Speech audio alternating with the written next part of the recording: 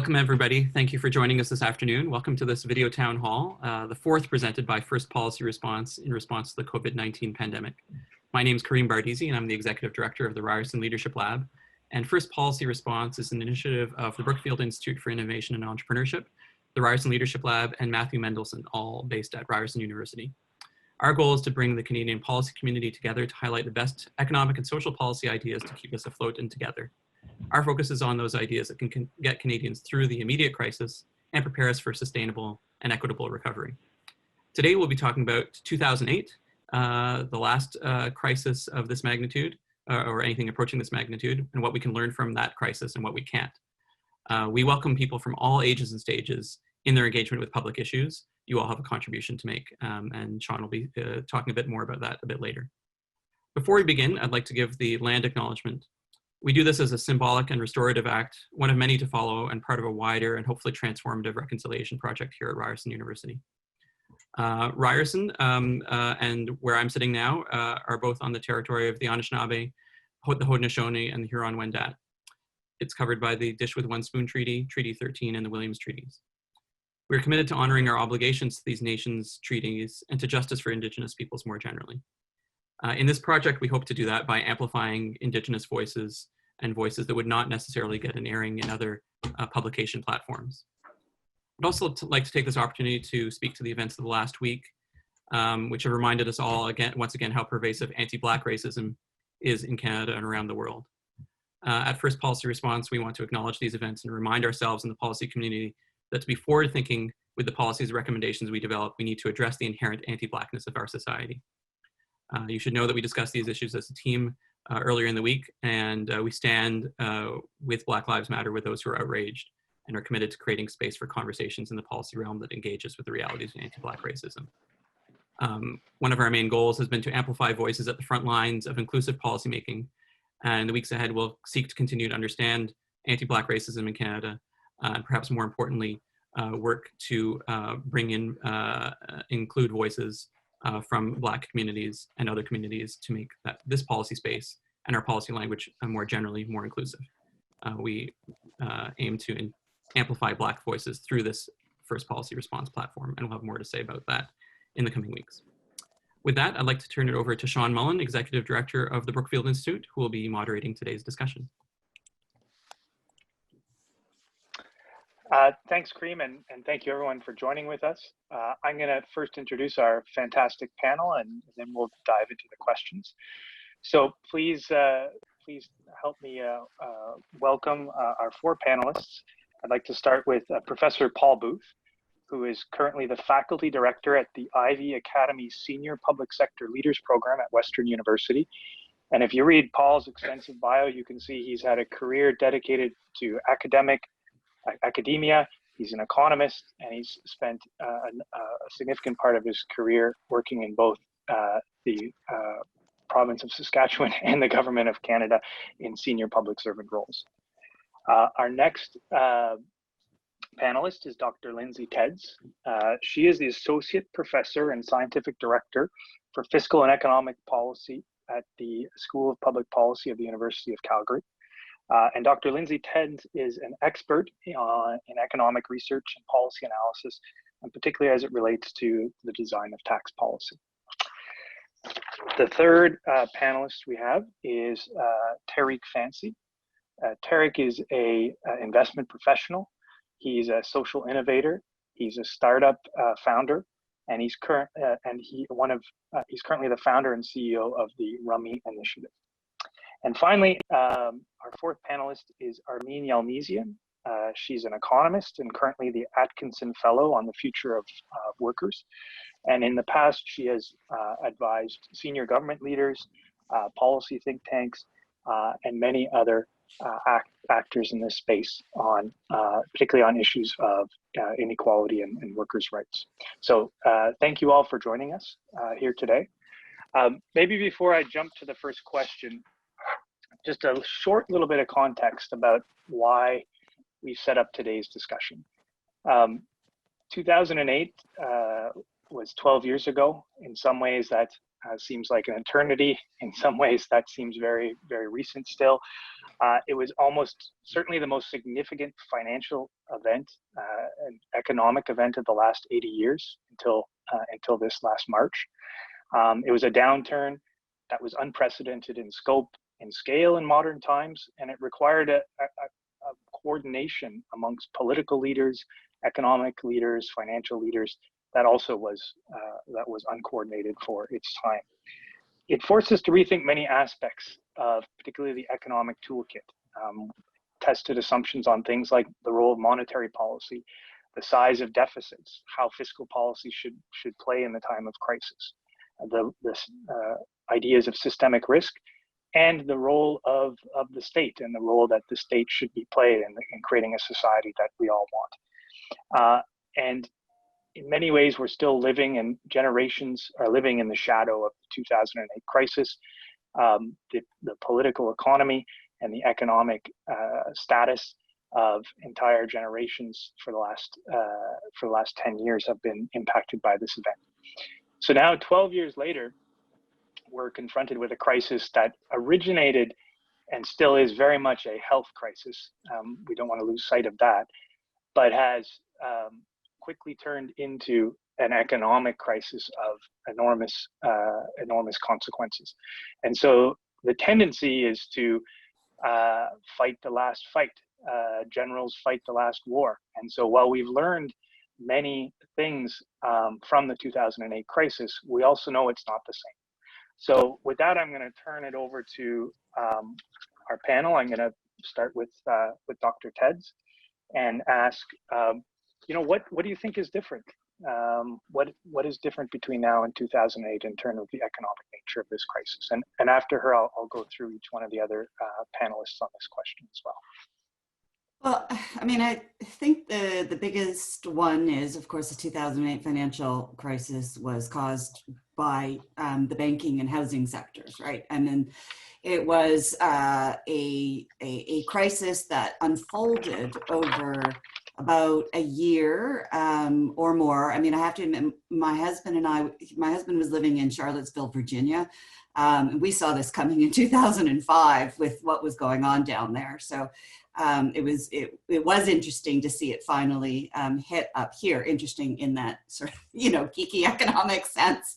But this is just a completely different. I mean, other than uncertainty, I'm not sure there's much comparisons that can be made. What we are doing right now is intentional. We are, I think the phrase that's been used a lot is putting the economy into a medically induced coma. We are trying to keep people safe and alive. And that has resulted in public health measures that has shut down for much of the economy. It has also shut down women's participation in the economy. This is the first time we've seen a crisis hit women as hard as it is. And it started with the closures of schools and the closures of childcare, which, in my case was announced 12 hours before I had to go to work the next day. It was a big scramble. Women are very much trying to cope with the caregiving responsibilities that have been thrust on them. But it's also the sectors that have been hit as a result of the measures that we have had to put in place. Tourism, accommodation, food services, the arts and culture, which that one's gonna be a long time for it coming back. So other than uncertainty, I actually don't see a lot of similarities at all. Paul, do you want to add to that?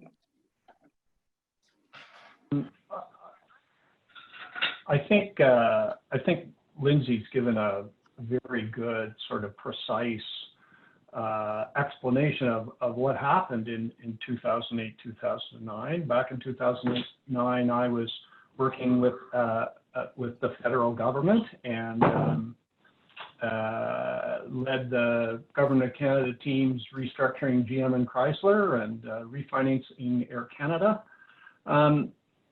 It was a very different time. Some of the things that we are doing right now are the same. For example, flooding the financial system with liquidity.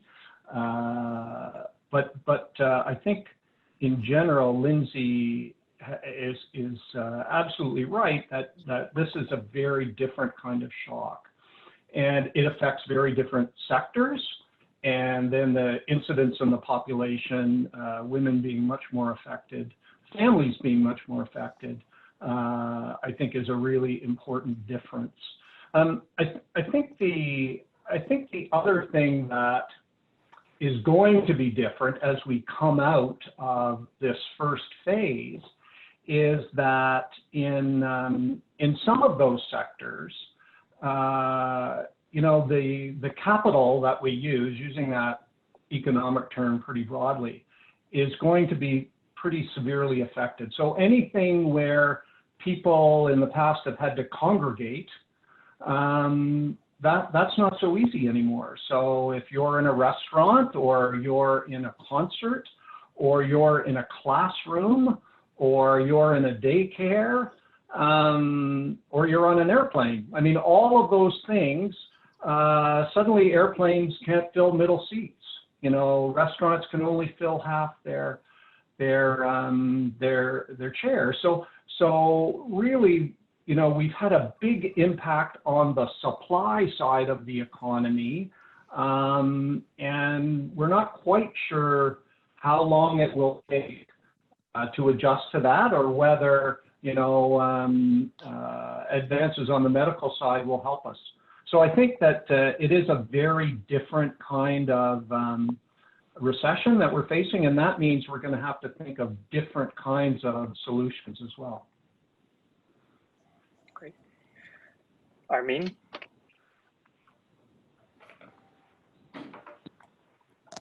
Oh, you're on mute, Armin.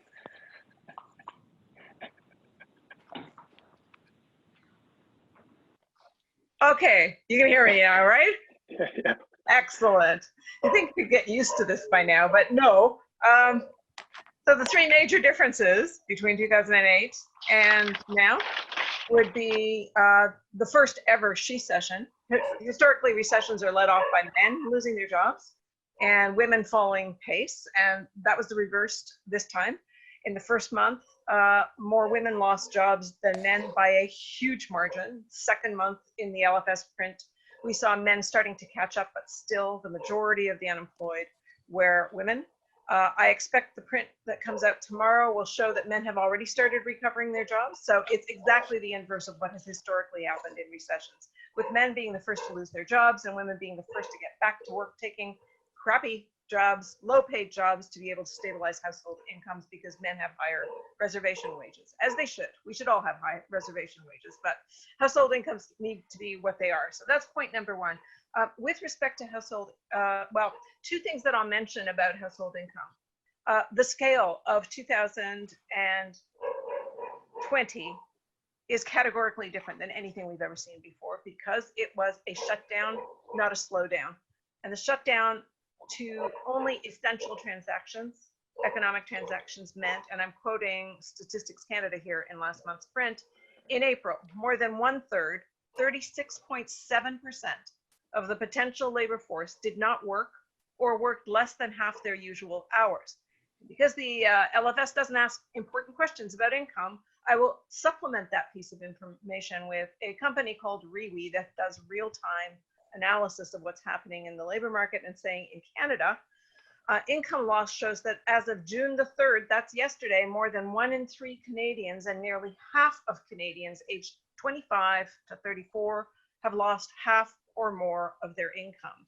The last thing I'll say about what makes this one different than previously is a comment that the Prime Minister made about the vulnerable who are getting COVID are by and large being treated by the vulnerable, who are low paid workers, primarily women, but people of color, recent immigrants, and the people that lost their jobs are primarily women, people of color, recent immigrants, and young people, all working in marginal jobs, some of which will not return. So the path to recovery for women, and the path to recovery for a huge swath of people doing marginal work, crappy work, temporary work, work without protections and without sick leave, is much higher this time than it was last time. And I'll tell you what the last point is that I'll make is that this time the federal response was lightning quick to put money in people's pockets. I would say to you, I remember in 2008 how the federal government was saying, we don't need to worry about this thing because we did our tax cuts and stimulus is already baked into the system.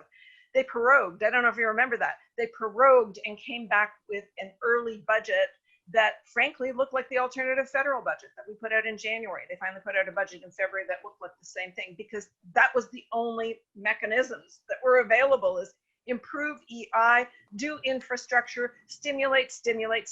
This wasn't just about liquidity. This time round, it was literally about putting more money into people's pockets, which we needed to do to keep them at home. Where we go from here, though, is anybody's guess. Great. Okay, lots to unpack with just the first three panelists. I'm going to move to Tarek, and then in follow up, we'll kind of unpack a bunch of the topics that I think have been raised so far. So Tarek. Thanks, Sean. So a bit of context. So my comments will be leaned a little bit more towards what the U.S. is doing as from a policy-making perspective, both because that is the context I know. I'm a Canadian and I'm physically in Toronto right now, but spent most of my career in finance working south of the border. And also that generally what the U.S. does matters so significantly globally in the last crisis. The source of the crisis and the solution to the crisis arguably both emanated from the U.S. subprime housing and sort of a whole bunch of financial products that fell in response to the Federal Reserve, that arguably sort of turned the tide. And to give you a sense, in around the time of the first crisis, I had actually worked at an investment firm that focused on distressed investing. So it spun out of the effort of a guy called Carl Icahn, who people might have heard of if they follow finance. He's a famous corporate raider. And we had in fact raised a $3.5 billion private equity vehicle in 2007 in preparation for a downturn. And we'd done that after the dot-com bubble. And it's similar to what Lindsay said. I mean, you could see it coming. You didn't know when it was going to come, but I mean, we looked at credit metrics and there's a cycle, and we knew that the cycle was going to turn in some period during the lifetime of our fund. So it is a downturn. I'd say pretty much everything else seems to me to be a bit different. And I worry that the tools being used now are inappropriate for this current crisis, because if I look at the US policymakers, the last crisis was a question of financial markets and pricing and mispricing of assets and liquidity in the system drying up and so on. That infected the real economy through banking system, credit crisis, and so on. This is something that doesn't start in the financial sector and asset pricing. It doesn't really start in the real economy. It starts completely differently in the healthcare sector, or really in with a pandemic. And what I worry about, and I wouldn't say that the Canada doesn't as bad a job, but in the US, it's very clear that they aimed their bazooka in the first instance as aggressively as they could at the financial markets. And if you look at market pricing now, it reflects that. Yet the real economy is still taking a massive hit because the healthcare crisis hasn't been averted. And the extent to which they've spent money and time and effort in late March aiming a bazooka at the financial markets, and now over 2 months later, they have frankly an inept response to the healthcare crisis with respect to preparing for reopening, testing, trade contract tracing, everything else. And not to mention a government that's fanning the flames of civil unrest at a time that, the last thing you need is people out there in the streets shouting as the economy's reopening. It seems really bad. And the problem is that having aimed the bazooka at the financial markets, you now see the markets reacting in a way that their market, this S&P is where it was around the beginning of the year, which absolutely makes no sense when at the beginning of the year, there's no chance that the markets could have priced in the greatest downturn since the Great Depression, according to the IMF. So, I worry that using that, we had that hammer and they used it on the nail that they thought they saw. And it's going to create in the short term, it fixed the markets. But I worry that it didn't just get rid of a liquidity crisis, it's caused an active mispricing in the markets. I mean, if you have the Federal Reserve going and buying junk bonds, why would I, as a credit analyst, have bothered to do any kind of credit analysis, right? And I worry now that dislocation with market pricing in the real economy is the greatest I've ever seen it in my career. And I would just finish my comment on that point by saying that, when I talk to people in New York still trading these things, there's not one person I talked to who's a professional investor who believes that the fundamentals justify where the market is right now. Most of them are saying, don't fight the Fed. They've been saying that since March, the end of March, and building on what Robert Shiller, the economist, in his most recent book talks about sort of narratives, market narratives. There's this narrative, you don't fight the Fed. That kind of worries me because it sounds nothing like the investing sector that I came from, and it sounds a bit more like Bitcoin and Tesla investors whose thesis is that fundamentals don't really matter because like some other guy's going to buy it off me. And that can seriously have long-term negative effects for the value that capital markets bring to society, which is namely capital allocation and price discovery. Okay. You kind of segued into the next piece, Tarek, which was, I think we've done a good job establishing 2020 is a different crisis, both in its origin, but also in its structure, I think, and in the underlying composition of how it's impacting the economy. And that some of the responses that we're pulling out from 2008 are not necessarily reflective. Maybe, Armin, you were part of putting together the alternative budget in 2008. Is there any of the playbook from 2008 that is relevant, that can be adapted to today's crisis? Well, two of the biggest elements that were used back then and are used now, and I'm talking about real markets, not financial markets. The two biggest were timely, targeted, and temporary EI expansion, and that's what we got through CERB. In fact, CERB is designed to keep people at home. It's the opposite of getting people back to work. So we don't know how that's going to play out afterwards. But I guess the quintessential playbook item in the beginning of a recovery is shovel-ready infrastructure, which we talked about a lot. But mathematically, we are not going to see that yield the same returns because of who it is that got laid off and who it is that would be doing the shovel-ready infrastructure work. Mathematically, there isn't a big enough reserve army of men that could be poured into the system to make up for the loss in income by women. And we have a second issue, which is that when we talk about infrastructure, we're almost always talking about physical infrastructure. And what is required here for two reasons is social infrastructure. I mean, we saw that the caring economy props up the essential economy. You cannot have an essential economy without care, both paid and unpaid. And the paid economy of care, elder care, health care, and childcare got imperiled, but childcare is now shut down. And so it is a limiting factor on how women go back. And the longer this thing goes on without any attention, the more likely it will be a permanent barrier to women getting back, which will continue to drag down the economy lower than it could otherwise be at its potential. There's a whole narrative around childcare that I don't have time to get into here, but just simply to say that in the United States, we don't measure it here, but in the United States, they have estimated that about half of their supply of existing childcare is imperiled by the crisis.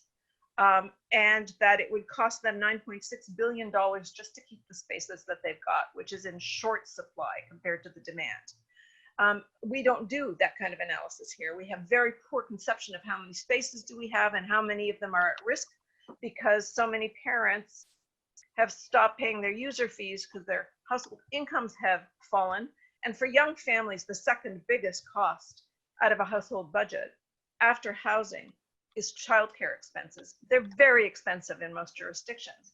And you need to pay whether you're using them or not to hold a space. So when people choose not to pay, they're saying, I'm forfeiting my space. But that space might not be there on the other side. So we need to be getting our essence together to make sure that we don't lose more of this critical social infrastructure that plays a triple role. First of all, it facilitates people going back to work. Secondly, if it's done safely, it facilitates people going back to work. It is a source of employment in and of itself. And thirdly, it increases the future labor market potential of young children if it is not just warehousing of kids, but actually investments in early learning so that every child is learning ready and every child is learning supported as they go through school, so that they can actually maximize their future earnings. And during a period of population aging, which we're about to enter decades of, this is like a no-brainer, but we're not talking about it, and we should be. Paul or Lindsay, do you want to add anything on the topic of what might be working? What can we leverage from 2008 from our knowledge of that experience? Well, maybe I will say, and I mean, this is, Lindsay's closer to this than me, but the thing that we're kind of forgetting about here is at the same time as this is happening, we have basically a depression in the energy markets.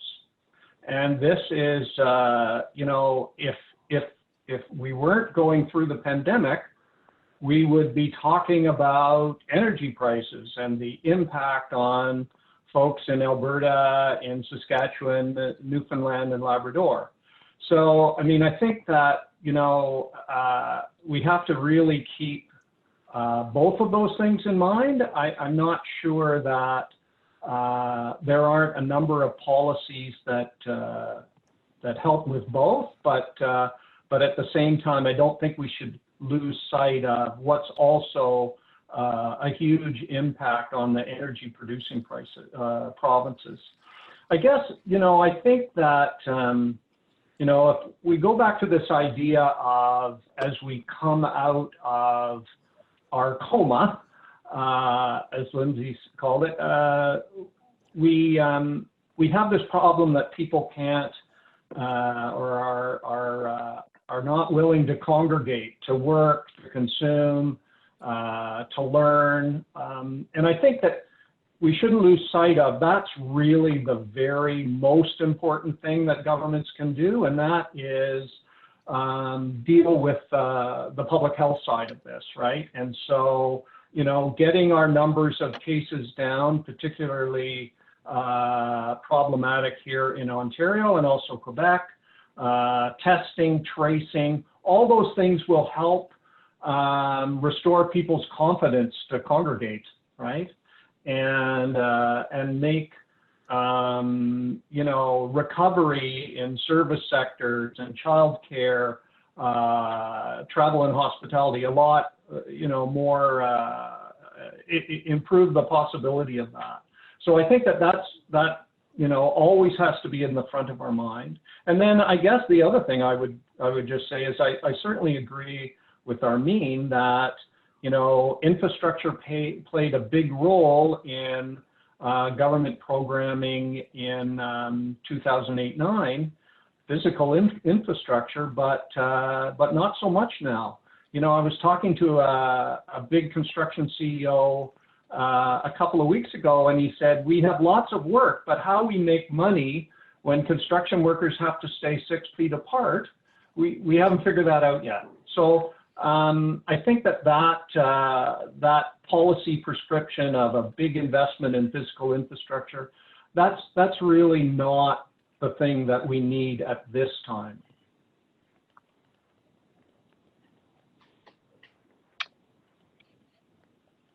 I got to figure out how to unmute myself. I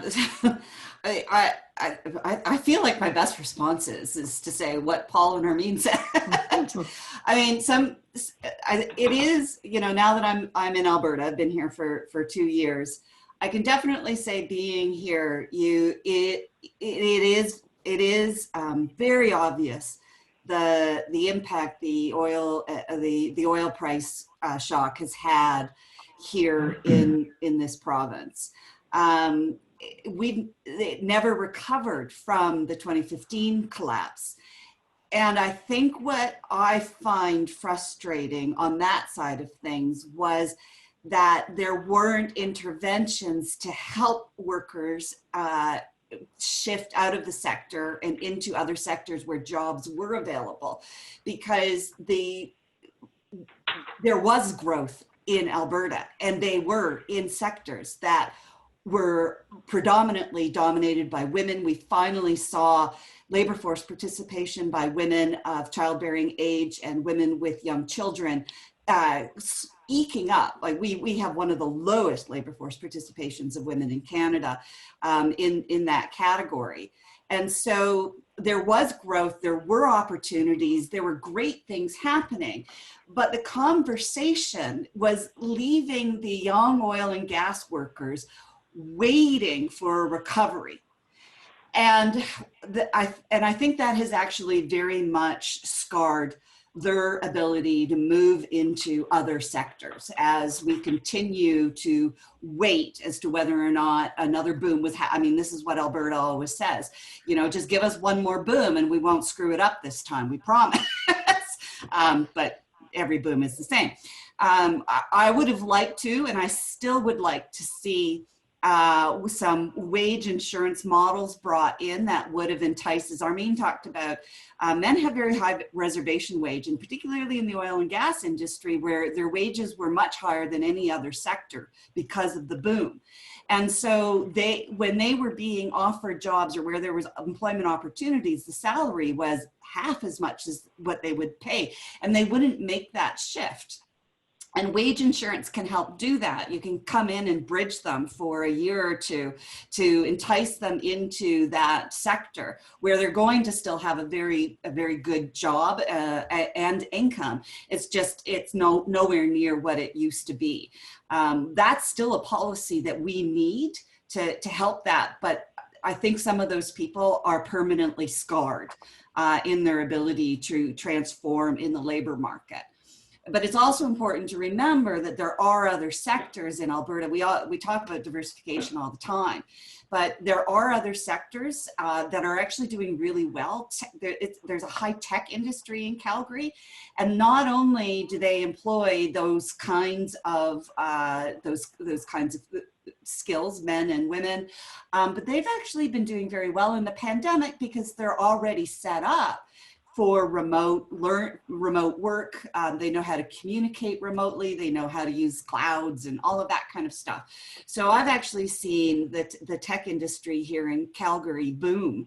And so I think it's a multitude of different factors in terms of thinking about how to recover. There's not going to be a one-size-fits-all policy, and particularly in our three oil and gas industries, provinces, I mean, but we need to make sure that our policies are inclusive and that they focus in on getting those people affected and for the reasons they have, back into the labor force. And a big part of that, I get a little irritated with people talking about, well, people are getting lazy because they're going to sit at home on the CERB.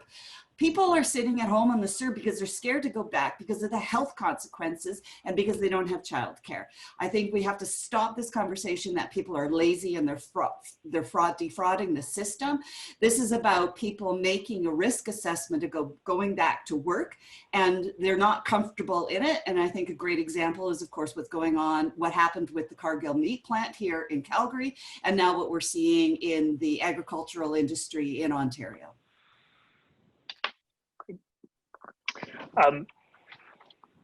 Thank you, Lindsay. Just a quick note to the audience. We'll be starting to take some questions from the audience just a little bit after 2:10. So continue to kind of ask and check out Slido. The instructions are in the group chat. So we'll be moving to there in about 5 to 7 minutes. Just one thing maybe I wanted to pick up on in a theme that I'm hearing from all the panelists is certainly the impact on workers is quite significant and different from the past. We have Armin and Lindsay referencing the impact on the gendered impact on workers. We've seen unprecedented tools like CERB and others roll out. And we just talked about kind of capital destruction and the potential to have hugely uneven impacts on different sectors of the economy. And I'm kind of extrapolating that to think the recovery is going to be hugely uneven. So what we have is the challenge, maybe to the panelists, is the challenge a huge misallocation of labor in some sense over the next couple of years? A whole bunch of people in certain sectors that are our demand for labor is going to be lower than it was before, and in other areas our demand for labor is going to be high. Is that something we should be trying to look at as part of our recovery? Does anyone want to take that as a response? Armin? I think, you know, often when we talk about the future of work, people are talking about the robots eating all of the jobs.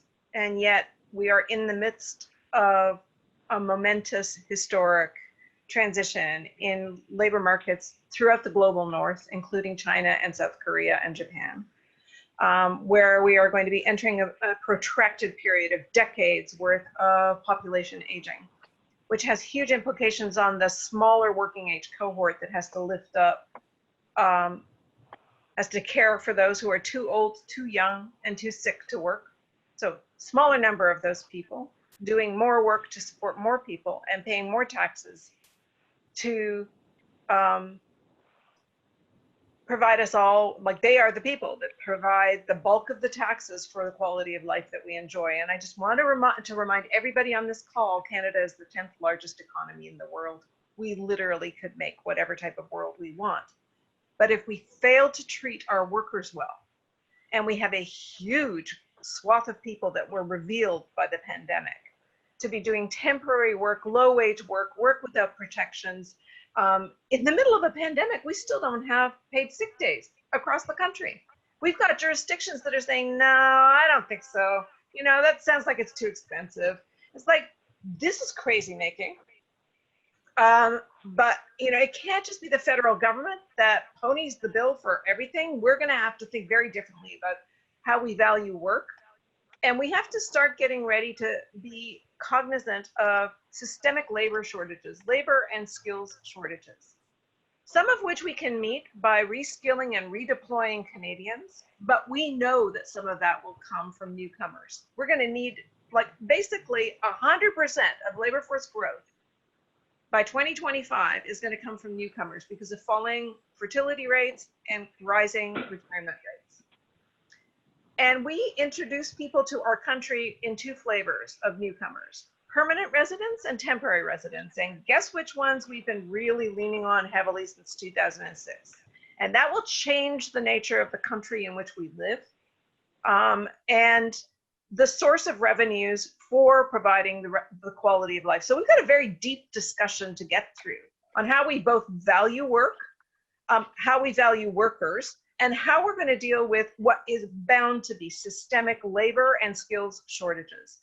Are we going to be really stepping up the pace on skills development of our own people, particularly those who have been systemically disadvantaged?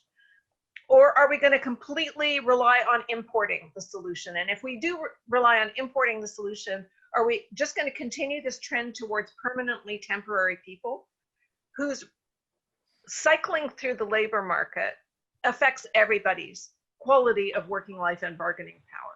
It is a deep existential question that we are just beginning to touch on right now. And I'm presuming that as we move through this recovery phase and we see that so many of our essential workers are essentially disposable, are essentially sacrificial lambs, because we want them to do the work, but we won't pay them more, and we won't give them PPE. We won't give them paid sick days when they get sick.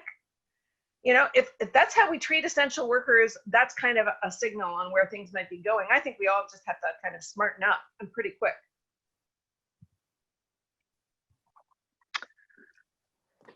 Tarek, Paul, Lindsay. Oh, Lindsay. Yeah, I'll just jump in there. And I think a key part of that is we're going to have to understand we're going to have to pay more for things if we are going to ensure that the workers have more supports with them. And then that's where I'll pivot onto business owners, because when I talk about workers, I actually always include business owners in there because they're workers. We are going to see, so one of the things that we see after natural disasters like hurricanes is somewhere between 30 to 40% of small businesses never open back up again after that crisis. And in some cases here, like here in Calgary, we're looking at potentially upwards of 60% of our small businesses not being able to survive this crisis. Now, there's only so much that we can do. And one of the problems was businesses in Canada, especially small businesses, went into this crisis with more debt than was really sustainable. A lot of that had to do with our tax preference for debt. And a lot of our supports for businesses has just been more debt. And a lot of those businesses just can't take it on. So we're going to see a fundamental retraction in the entrepreneurial class. And so we do also have to think about policies that are going to grow that entrepreneurial class, because some of those people will not be able to get back into being a business owner because of the financial hit that they've had. And this is where actually there is a lot of things that we can do to move forward on inclusive growth, including in the business industry sector. For example, business owners, entrepreneurs, men and women have similar entrepreneurial rates until women are 25. Then they drop out of self-employment and they come back in at 44. We know what that is, 25 to 44. What are we doing? We're having babies and we're taking care of kids. And we also want to make sure that they are taken care of. And so we opt in for a low volatility income that can be guaranteed and that has benefits. And self-employment in Canada doesn't get you those things. So we absolutely need to be thinking about how policies like parental leave and maternity leave and sick leave, all of these benefits that workers have, how do we get that to that entrepreneurial class to make sure that we don't have these gender divides as well? There's also racial divides. I just know the gender ones off the top of my head. We also know that a key way to get our future generation interested in entrepreneurship is for them to be introduced to entrepreneurship in schools. So, you know, one of the reasons why we see entrepreneurs as mostly white upper class people is because we get introduced to entrepreneurship, whereas other people aren't. And so that is going to actually be an important part of our K through 12 curriculum, is making sure that they are exposed to this so that they have more opportunities to go into business, and they even think about it as an option for themselves. Okay. I'm going to just jump in and take a quick question here from Slido.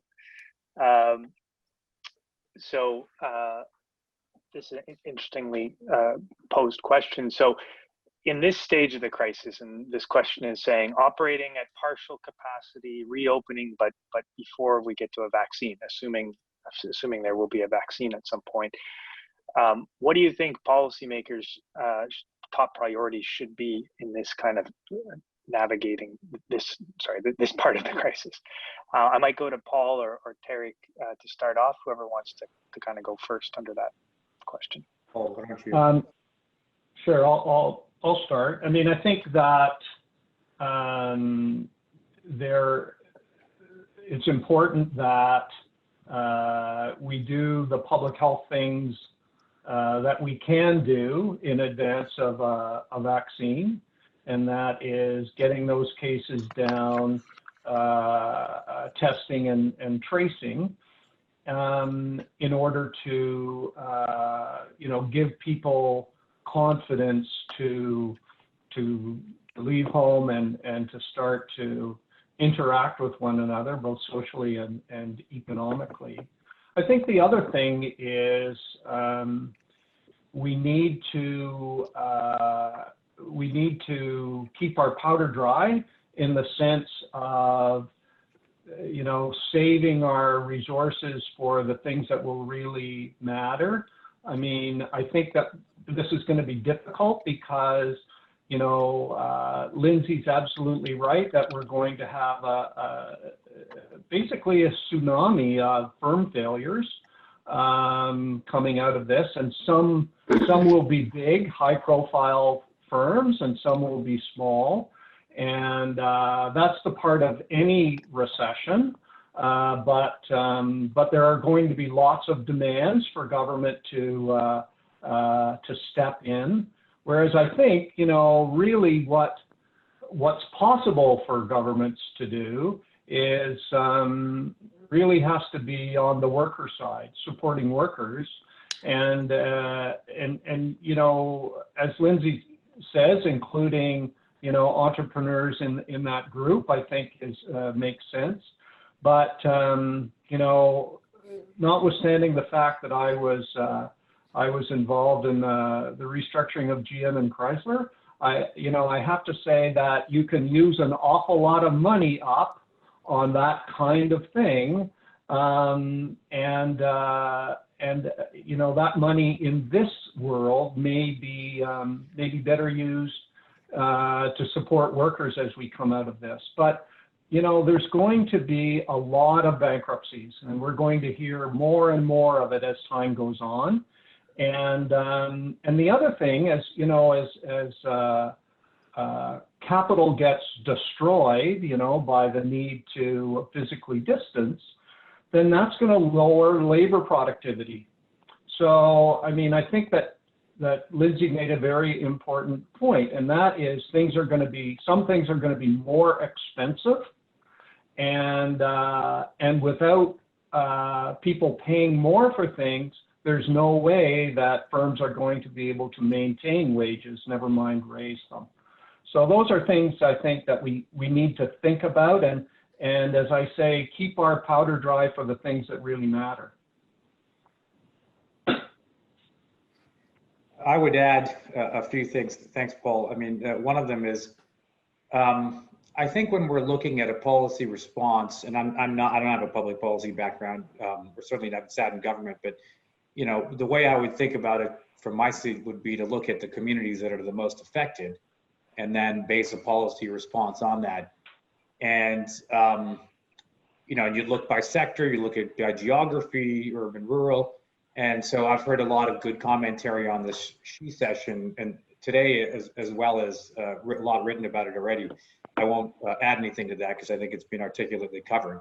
But I would say that if you zoom out and you look at the communities affected, you will end up looking at gender, there's no question, but you're also going to look at, you know, people of color. You're going to look at immigrants. You're going to look at the fact that they're disproportionately likely to be working in jobs that aren't knowledge economy jobs where they sit at home and do Zoom calls. They're probably the people physically going out. Take an example, I'm in Toronto. If you're in Rexdale or Regent Park, you're less likely to have a knowledge economy job where you can work from home. So you have to go outside. You're therefore at higher risk of getting a disease. You go back home, you probably also live in closer quarters and you spread it to family members, including the elderly. That phenomenon is extremely pronounced in the US. I mean, if you look at what's happened in Queens, New York, and other places, it's extraordinarily pronounced. Just because it isn't as bad in the US doesn't mean that it's not a problem in Canada. This is, I find this a usual sort of conversation around race. And I'd say a second community that's significantly affected are youth, right? I mean, there are a number who have lived through two of the biggest recessions, millennials, that you know we would have seen in a long time.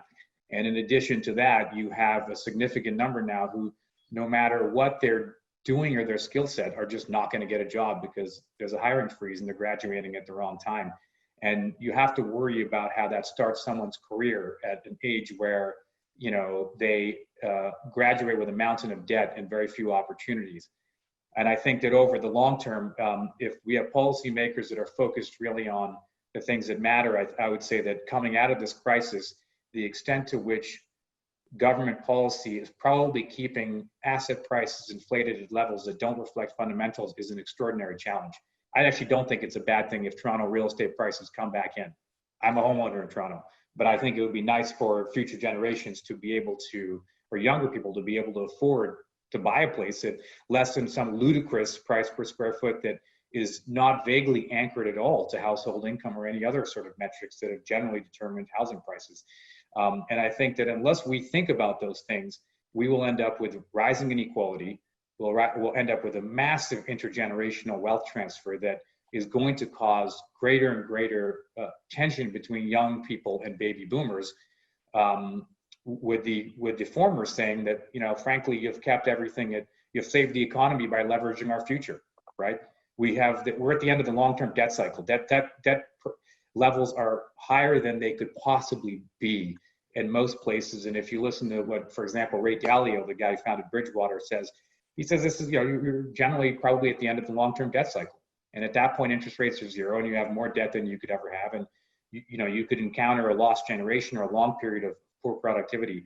And if you go into that with a significant amount of young people who look and say that I have more debt than I've ever had, I have less opportunities than I've ever had, and by the way, we need to fix climate change and there's no money to do it because, debt levels are the highest they've been. I mean, I think you end up with significant, social strife that will grow across, and it will take the form of racial-based inequalities, it'll take the gender equality, they'll grow. The last thing I would say is that real quick on technology, I think that on labor productivity, I would say even the tech sector is going to start to take a hit soon.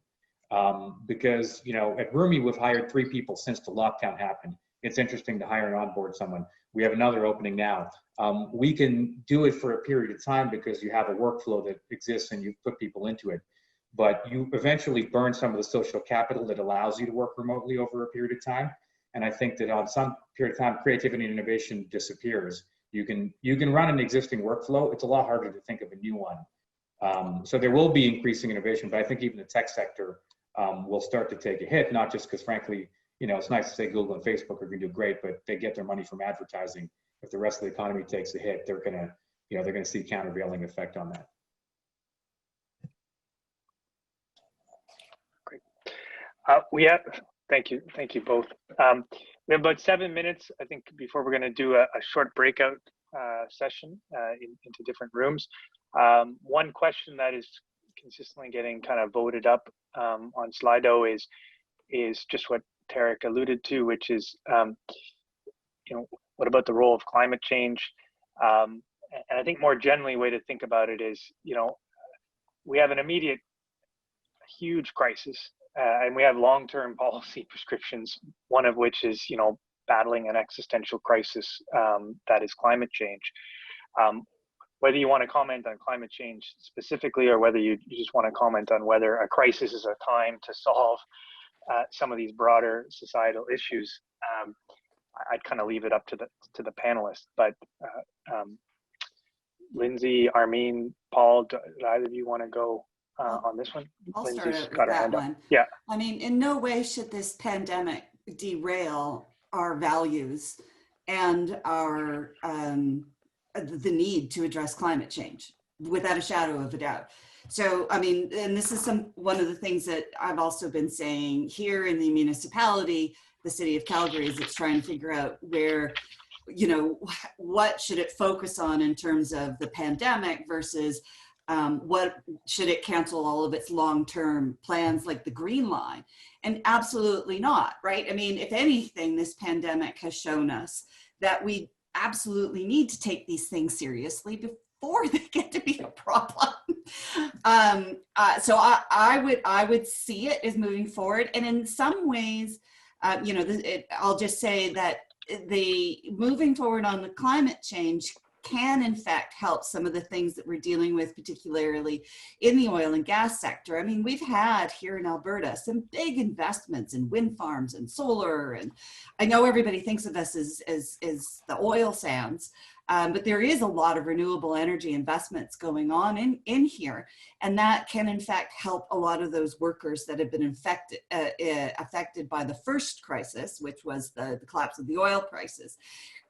Make that transition, but they're still going to need that wage insurance. So, and Tariq talking about the housing prices. I mean, absolutely. I mean, I'm with him. I'm in the mid-range Gen X, and in some ways, I kind of am the right age. I actually hit all the good stuff and kind of miss the bad stuff.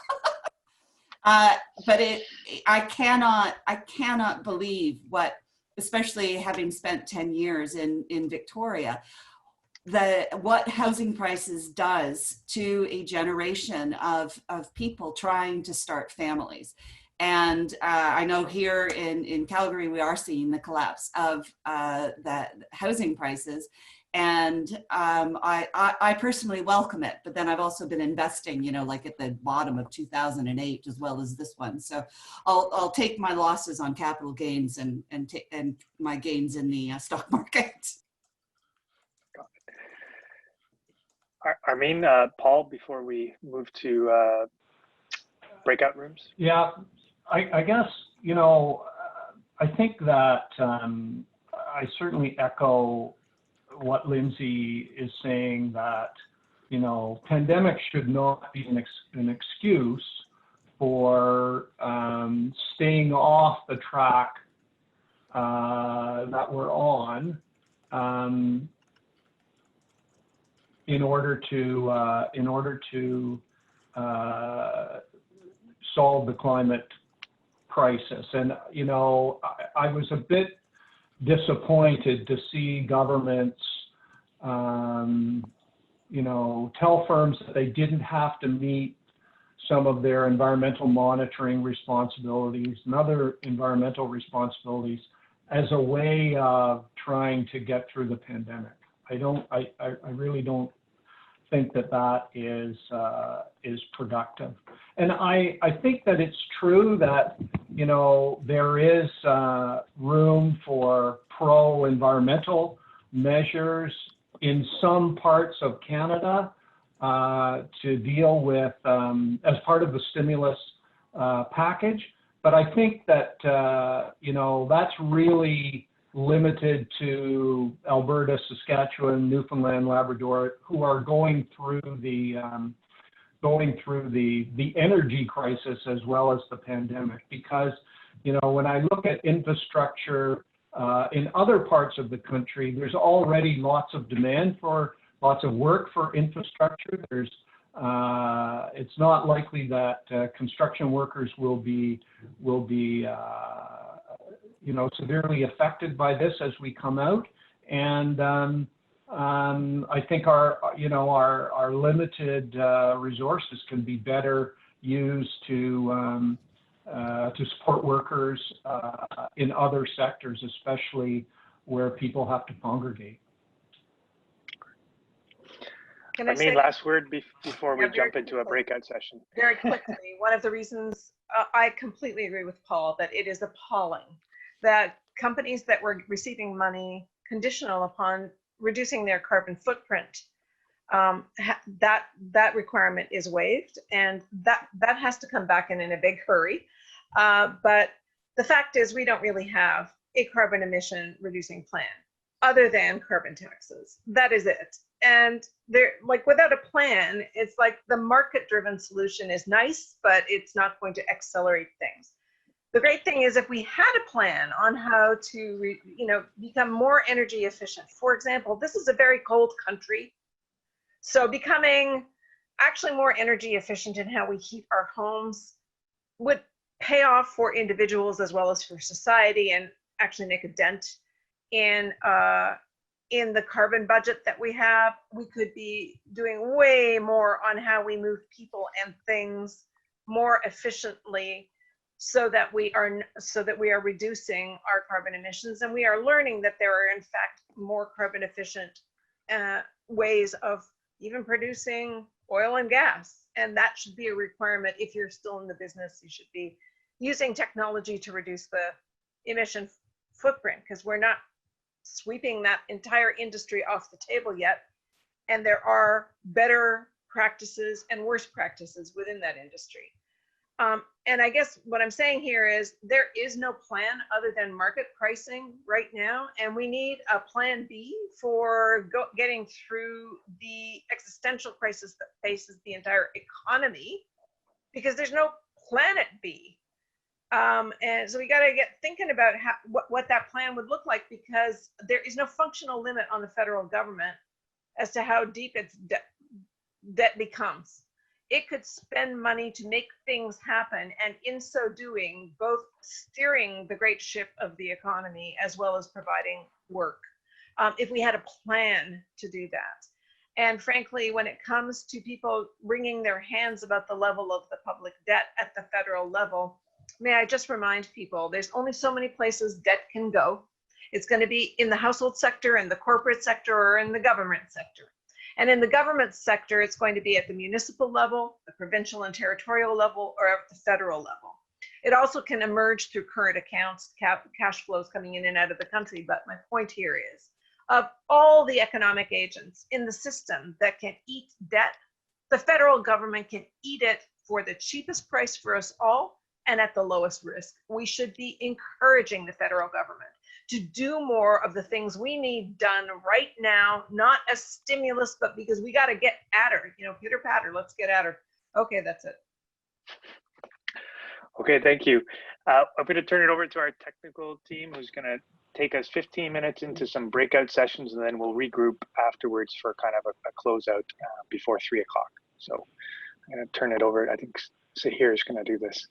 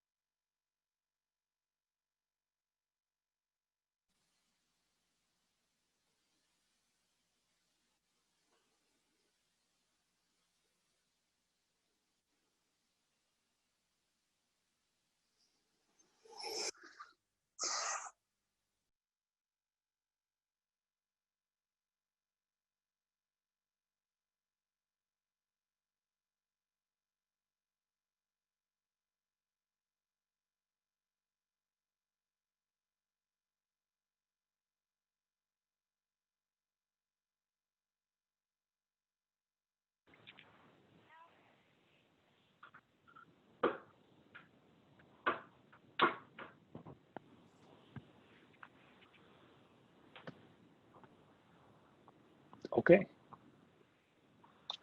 Are we all back?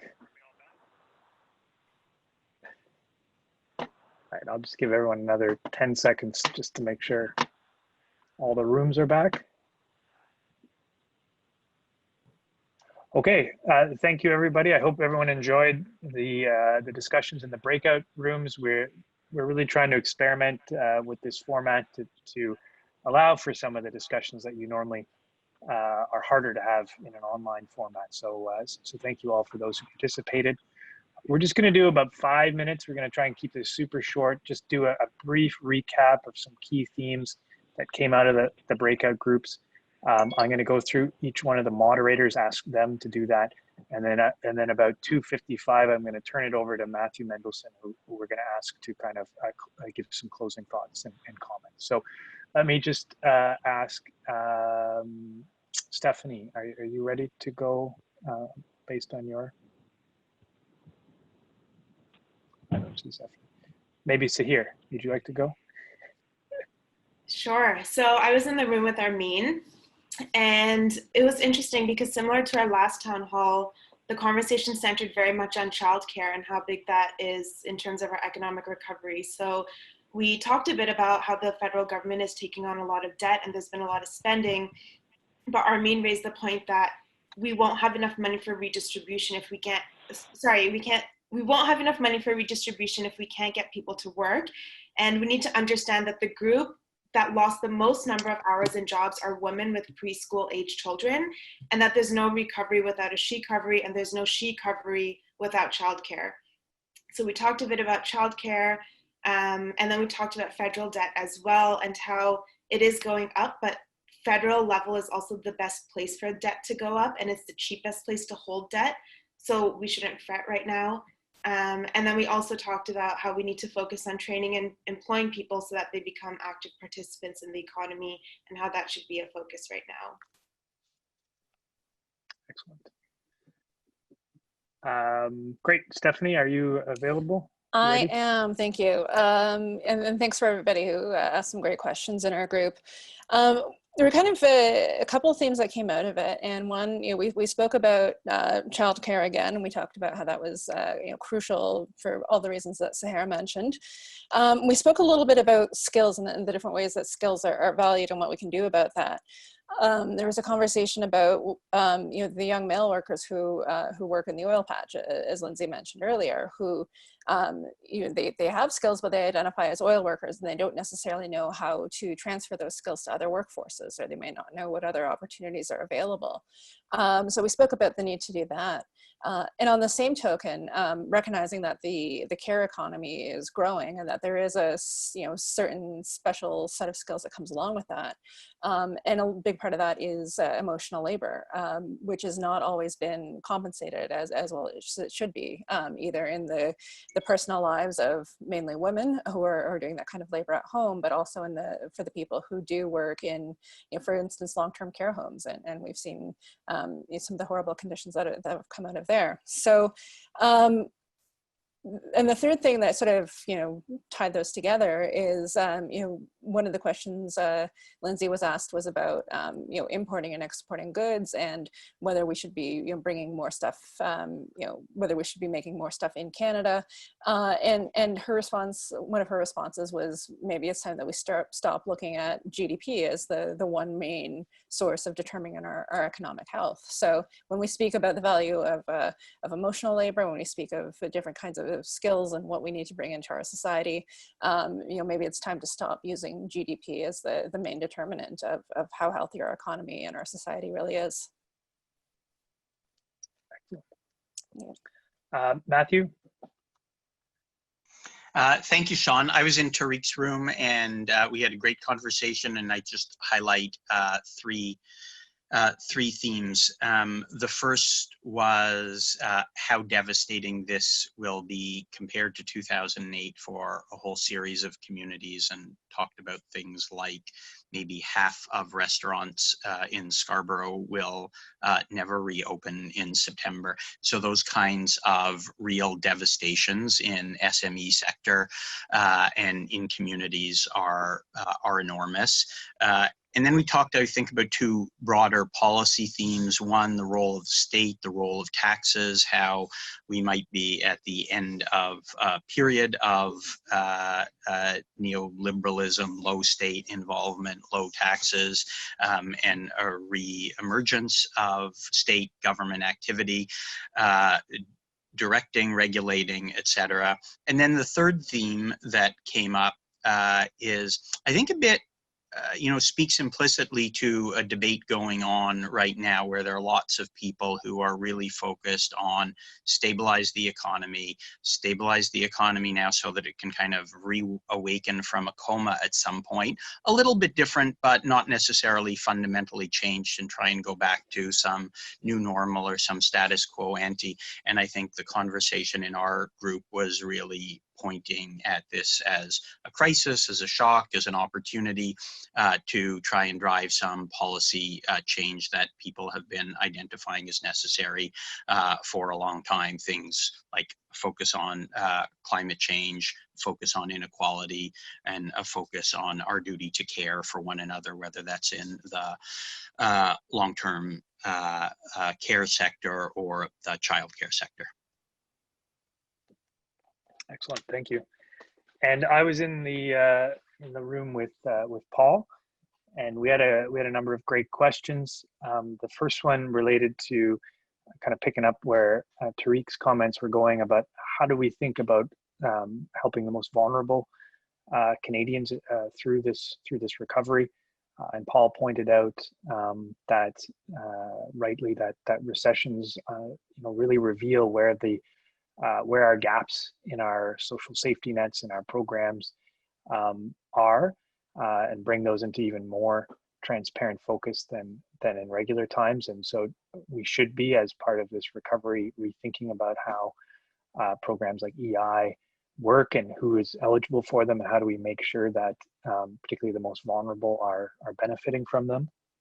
We had a question about competitiveness and how to ensure that Ontario and Canada emerge at least as competitive and don't fall behind on a global stage. And Paul commented on the need to explore and understand our supply chains and how they're being interrupted right now, using examples of things like agriculture or personal protective equipment, and how thinking about those in a borderless world is probably going to be different in the world after the pandemic.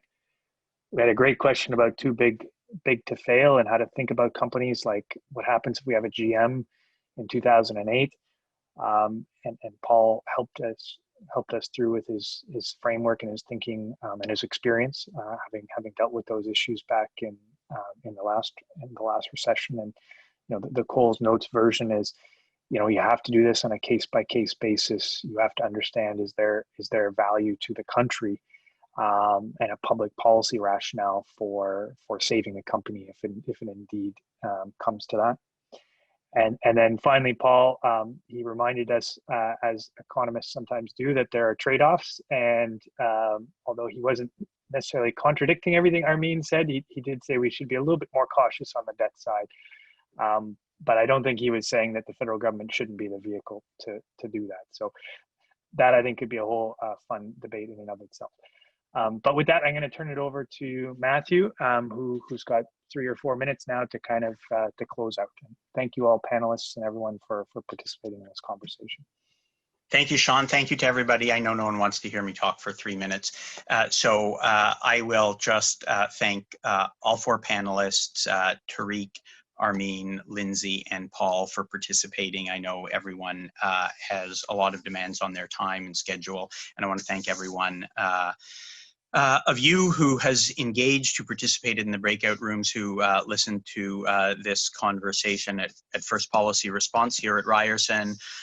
We are trying to convene senior policymaker, people with lots of experience in the policy process, but also create space for younger policy professionals, new policy voices, more diverse population to contribute to conversations, and we'll continue to do that in the coming weeks. I learned a lot from this conversation. I think the public discussion early on around 2008 quickly morphed over the last couple of months to highlight the significant differences between this moment and the previous one, and how they require different tools and different solutions, and how, much like I mentioned in the wrap-up to our breakout room, I think there's a big debate going on about how much one can or should try and use the current moment to drive forward policy change or transformation on a range of issues that people have been talking about for quite a while. So one of the goals of First Policy Response is to do these quick conversations and amplify and curate some of the best ideas, but also to connect those conversations to decision makers and to governments that are trying to think through these things in real time. Obviously, in March, April, governments were responding very much in real time, and now there is at least a little bit more time to reflect, to think about what's been working and the impact. Are the things having the impact we're hoping they have? Which things can be phased out, which things are having impact that we didn't expect, but we're still trying to do that in a very real-time environment and quite quickly. And so I think conversations like this are very much helping governments and policymakers and all citizens better understand these issues so that we can move forward and make good choices. So thank you, everybody, for coming and for participating. Thank you to Sean and for moderating, and Ryerson Leadership Lab and Brookfield Institute for providing a lot of the logistical support. In our next one will be on immigration policy on the fly. There have been a number of changes to immigration policy made over the last couple of months in response to COVID, and we will be convening a panel and a video town hall much like this to discuss those things. So thanks very much, everybody.